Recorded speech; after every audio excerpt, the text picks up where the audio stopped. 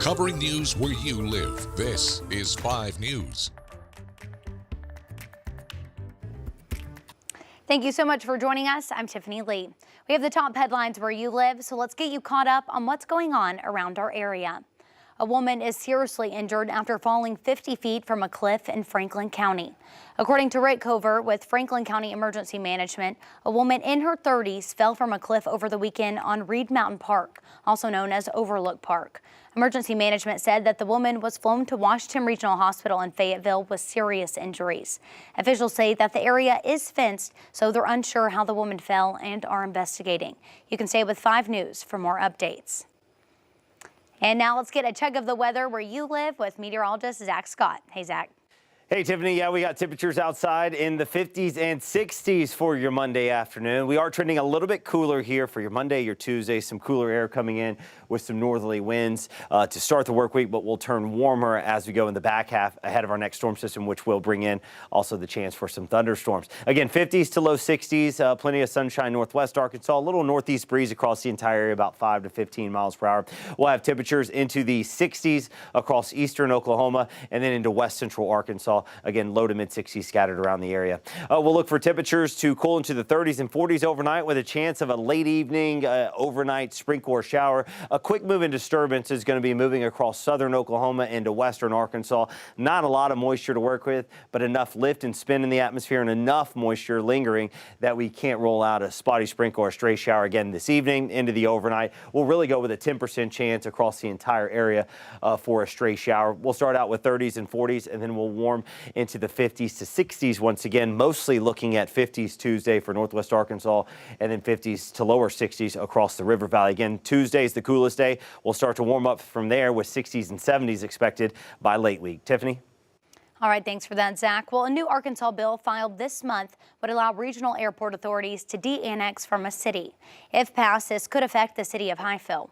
Now, if Northwest Arkansas National Airport or XNA de-annex from the city, XNA would have to levy their own taxes on airport property and create an infrastructure and development commission to spend those tax dollars on operating and improving the airport. That means that fewer tax dollars for the city of Highfield. And Mayor Chris Holland, he tells 5 News that Highfield has budgeted just over $1 million in revenue this year. About $600,000 of that is expected to come from its 2% sales tax on businesses at the airport. Holland says that this bill would hurt Highfield and says that he hopes it doesn't pass. Take $600,000 away from your budget. Number one, it's, the bill is taxation without representation, the way it's written, in my opinion. And then also on there, it says any land they purchase will leave the city of Highfield and go into their area. So, over time, they could just dissolve Highfield by buying it one parcel of land at a time. Bill sponsors say that the bill will be reviewed by the Senate this week. And a protest over a new Arkansas law that restricts transgender bathroom use in schools. It happened in Fort Smith on Saturday afternoon. About a dozen people crowded the sidewalk of Garrison Avenue and Southwest 2nd near the Arkansas-Oklahoma border this weekend. They did this in protest of House Bill 1156, now Act 317. It's known as the bathroom bill. Governor Sanders signed off on the legislation on Tuesday, and the new law will stop transgender people from using the restroom that matches their gender identity while at public schools. Under this law, schools will be required to provide accommodations, including single-person restrooms. Now, those against the new law, they say that they held the protest to call out what they say is anti-trans legislation, not only in Arkansas and Oklahoma, but in the U.S. as a whole. They're saying that trans people are going to continue to exist. This week, 5 News also spoke with the sponsor of the bill, who says that this is just a common-sense law. And I just really felt it was time for us to push back and make sure that we just had some common sense legislation to make sure children are safe. We feel very hurt by this bill, but we want everyone to know that we're not going anywhere. We're here to stay. We're still here. This law won't go into effect until 3 months after the legislature adjourns this year's session. After that, any superintendent or teacher could be fined $1,000 for violating this law. Dozens were at the Capitol to honor the sacrifice that firefighters make every day to keep our Kansans safe. The ceremony at the Fallen Firefighters Memorial, it paid respects to those who died in the line of duty last year, Sherry Robinson and Everett Watson. As family members of those who died paid their respects, the service also pushed for the safety of those continuing to serve their community. We are adding more and more cancer firefighters that are dying from that 20, 25, 30 years of service, and they're dying from cancer. So just wash your gear, make sure it's clean. In Arkansas's history, 129 firefighters have given their lives to help save others. And if you drive I-540 from Fort Smith to Van Buren, then your morning and evening commute, they could take a little bit longer in a few weeks. The I-540 bridge, it will be shut down to one lane in both directions starting on April 9th at 8 p.m.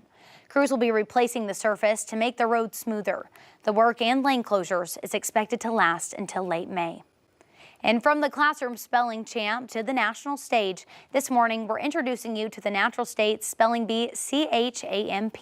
He happens to be from our area and will leave you asking, am I smarter than a fifth grader? Micah Wilson has the story. Can you spell? New mono ultra microscopic silica volcanoconio. Listen, I know I can, and chances are you can't either. PNEU. But you know who can? Woods Elementary student Zishan Anauer of Fort Smith. I am 10 years old and I'm in 5th grade. The fifth grader, like many his age, has a love for video games. I am highly interested on playing my Nintendo, and it's a game called Bakugan. I'm really good at. You know something else he's good at? Spelling. ULTRAMIC. And yes, he is still spelling that word I can't even pronounce. SILICO. 85,000 children throughout the state of Arkansas participated in county spelling bees. 55 counties participated, but Zishan took home the title of the 2023 Arkansas State Spelling Bee champ. I'm kind of surprised that I was going to hold the state title, but I was thinking that my opponent would pretty sure win. He and his opponent cheered each other on for 22 rounds. VOLCANOC.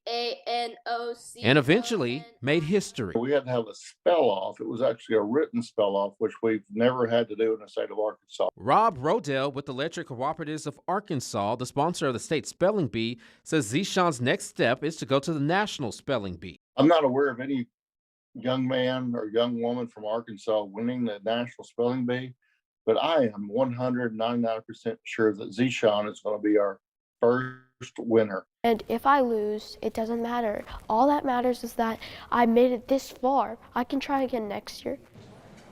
Well, what a great attitude. Good luck to him for sure. Well, those are some of your top headlines on this Monday. We'll continue to follow the news all day long. Catch up with us again this evening on your 5 News at 4, 5, 6, and 10. I'm Tiffany Lee. Have a great day.